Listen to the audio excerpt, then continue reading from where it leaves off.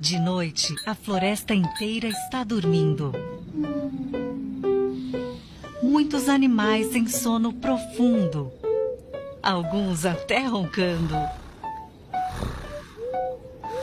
Mas em uma caverna um pouco mais afastada, vive uma figura que não dorme há muitos anos. Ela passa a noite inteira revirando seu caldeirão, elaborando poções mágicas e bruxarias. É a famosa Cuca.